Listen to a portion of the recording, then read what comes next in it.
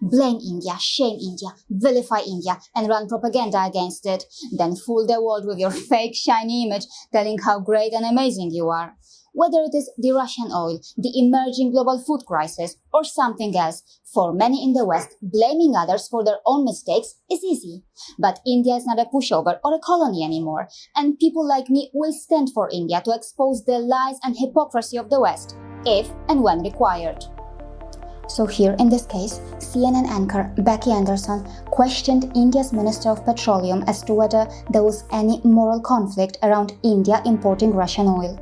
Yes, it is quite frustrating, but sometimes it appears that many Western journalists who belong to the former colonial criminal states really enjoy questioning India's morals or giving indirect moral lessons to Indians. So, very politely, Becky Anderson, may I ask, do the Western nations face any moral conflict when they deceitfully try to paint India as a villain, even when the official figures clearly show that it is the European Union that turned out to be the biggest financer of Putin's war? Check this out. Can anyone deny these facts? These are official figures that can easily destroy this ongoing propaganda against India. Becky, be brave enough to face the truth and facts. Please don't run away. See this. In the first 6 months of the war, Russia earned 158 billion euros in revenue from fossil fuel exports. The European Union imported 54% of this, worth approximately 85 billion euros. Yes, regardless of the media propaganda, the largest fossil fuel importer in the first 6 months of the war is the European Union, spending 85.1 billion euros. Remember this. The European Union, the largest fossil fuel importer and hence the biggest financer of Putin's war. These are official figures. Never ever forget this. In second place, China. In third place, Turkey. See where Putin's biggest financer, the European Union, is. A massive 85.1 billion euros. And in comparison, see where India is. Just 6.6 billion euros. Even a smaller nation like Turkey, which, by the way, is a NATO member, is way ahead of India. Despite these facts, which are crystal clear and which can be explained so easily, why are so many journalists vilifying India? Do they face no moral conflict in that? For example, take a look at this GIF from the New York Times. They seem to be trying hard to paint India as a villain here. And this New York Times article does not even mention these very important facts that I am highlighting here. But wait a minute, don't leave yet. This is not everything. There is something more that many in the West are trying to hide. Becky Anderson, please tell me, do people in Europe face any moral conflict when they see that instead of reducing the purchase of the Russian liquefied natural gas, the European Union decided to increase it? Yes, as reported here, liquefied natural gas imports from Russia into the European Union increased by 46% year-on-year in the first 9 months of 2022. And how about purchasing Russian diamonds, which, by the way, are not even an essential product? Why was this massive Belgian-Russian diamond business not banned? Seriously, purchasing diamonds from a Russian company which is partly owned by the Russian state? Such a direct way of funding Putin's war, and ironically, straight from Belgium, the country at the heart of the European Union. And how about the US and the European Union ramping up Russian aluminium and nickel imports since the Ukraine war? No moral conflict in that? Point 2. Becky Anderson, is there also any moral conflict when the Western nations first announced sanctions to boycott Russian oil and then, almost shamelessly, look for loopholes to circumvent their own sanctions to not only buy Russian oil, but also make sure that Putin's Russia can receive payments in rubles? Many Western nations are beating their chests, claiming that their companies do not want to do any business in Russia. So why was it reported by the Atlantic Council that most multinationals remain in Russia and fund Putin's invasion of Ukraine? Becky, read what is written here. More than 1,000 multinationals continued their operations in Russia. See this date. Now click on this and read these names. Western companies from Europe and America are all over this list, outnumbering Indian companies by a huge margin. Why?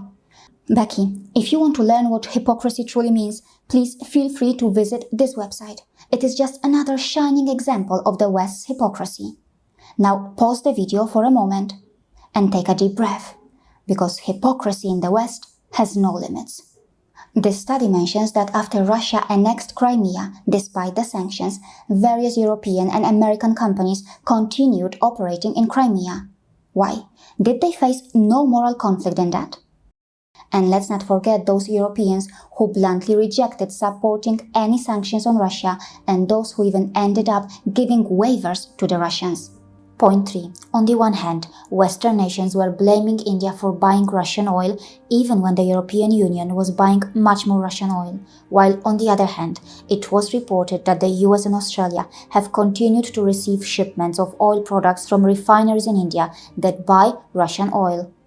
This sounds like pure con artist work. I mean, first you have the audacity to incorrectly paint India as a global villain while directly buying much more Russian oil than Indians, and then indirectly you also buy the Russian oil from Indians.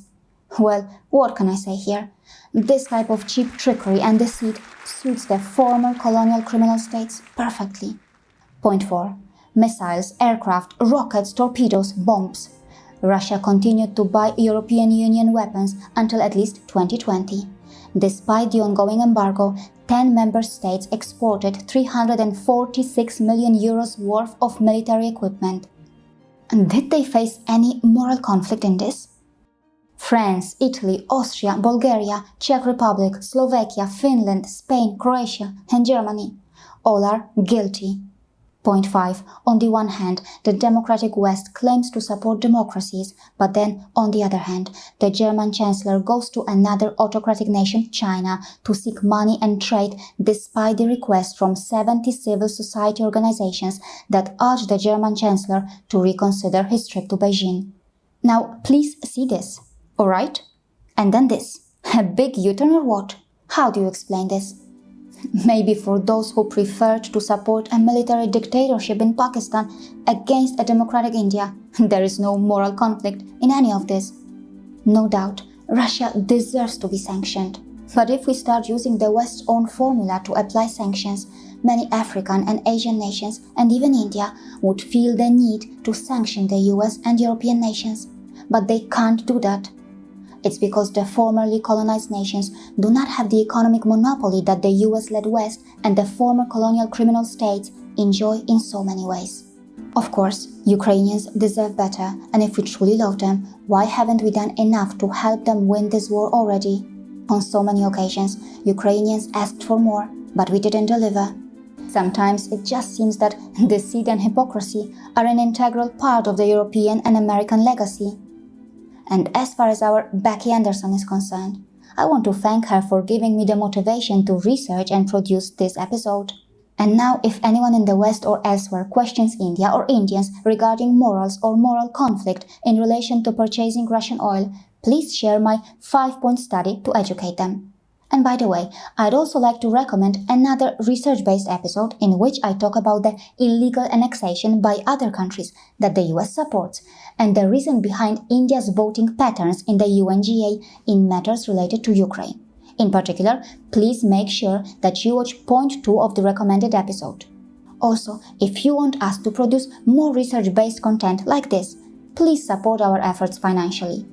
Thank you, and see you again.